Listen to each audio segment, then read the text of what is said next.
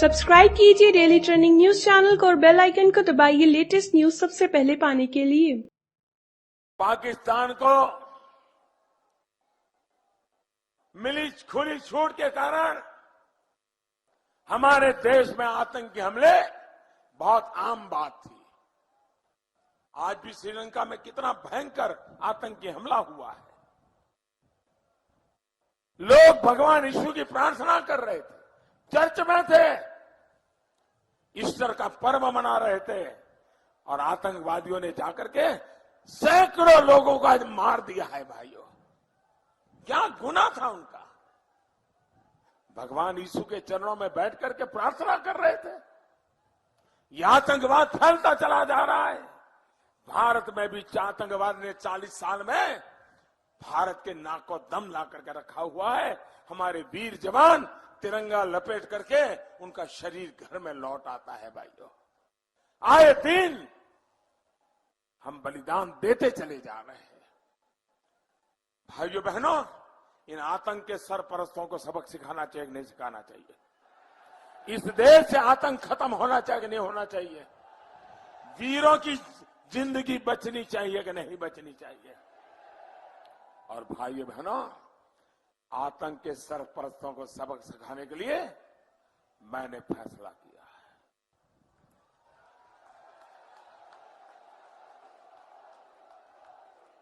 उनके घर में घुस करके मारता हूं।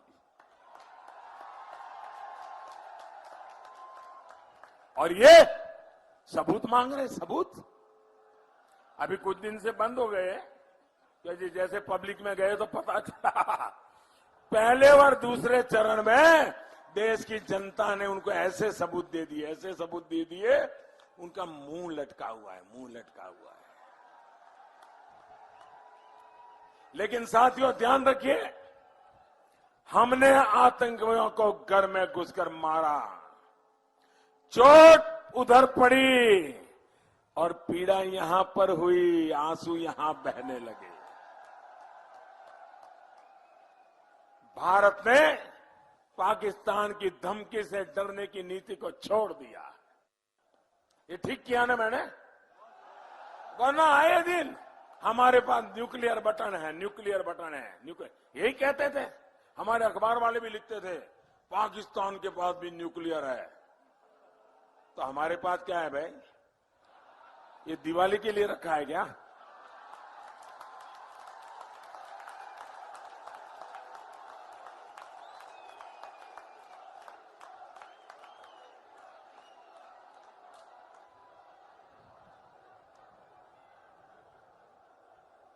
ये क्या तरीका है? भाइयों बहनों, हमने आतंकियों के मन में डर पैदा किया। ये ठीक किया कि नहीं किया? वरना आए दिन हिंदुस्तान में धमाके करते रहते थे। कभी अजमेर में धमाका, कभी समझौता एक्सप्रेस में धमाका, कभी मुंबई में धमाका, कभी हैदराबाद में धमाका, कभी काशी में, कभी अयोध्या में, कभी जम्मू में। 5 साल से सब बंद है ना?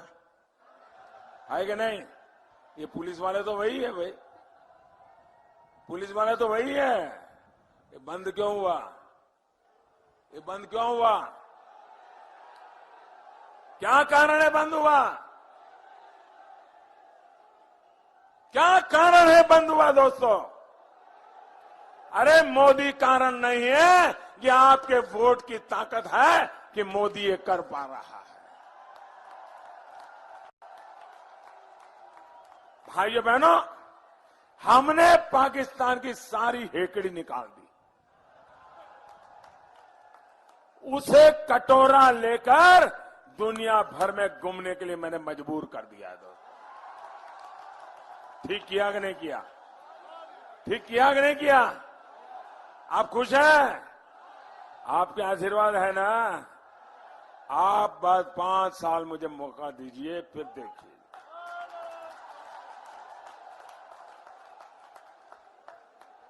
आपको लगता है ठीक किया, लेकिन कांग्रेस और उसके महामिलावटी लोग हैं, उनको लगता है ठीक नहीं किया। उनका कहना है आतंकवाद, राष्ट्र की रक्षा ये मुद्दा ही नहीं है। अरे मेरे वीर बेटे तिरंगा लपेट करके घर आ रहे हैं और तुम कह रहे हो मुद्दा नहीं है। कब तक मैं देश के वीर बेटों को मरने दूंगा? ये मुद्दा है। कांग्रेस के नामदार कहते हैं कि मोदी को भारत के शौर्य की बात नहीं करनी चाहिए। क्यों भाई? तो क्या मैं यहां भजन मंडली चलाने आया हूं क्या?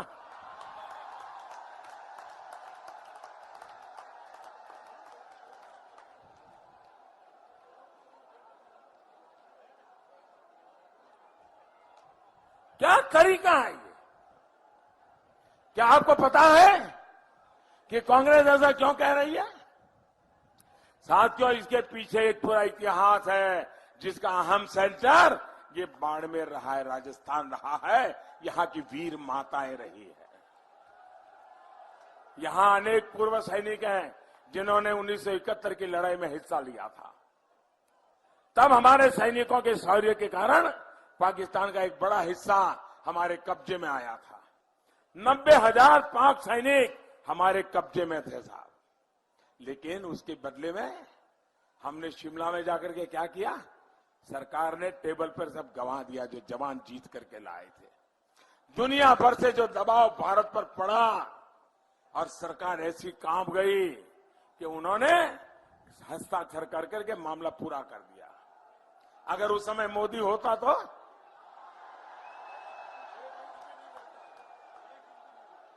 90,000 सैनिक भी वापस कर दिए और हमारी जमीन जो लाए थे जवान वो भी वापस कर दी।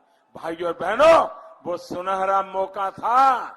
उस 90,000 युद्ध कैदियों के बदले में जम्मू कश्मीर की समस्या को हल करना, घुसपैठ की समस्या को हमेशा के लिए हल करना भारत के हाथ में तुरुप का पत्ता था भाइयों। लेकिन मौका गंवा दिया। परिणाम पूरा भारत आज भुगत रहा है। वहीं आज की स्थिति देखिए साथियों, भारत ने बिना युद्ध के पाकिस्तान की सीमा के भीतर घुसकर आतंकवादियों को ढेर कर दिया है। और पाकिस्तान पूरी दुनिया में रो रहा है। पूरी दुनिया भारत के साथ है आज। और ये होती है दमदारी सरकार।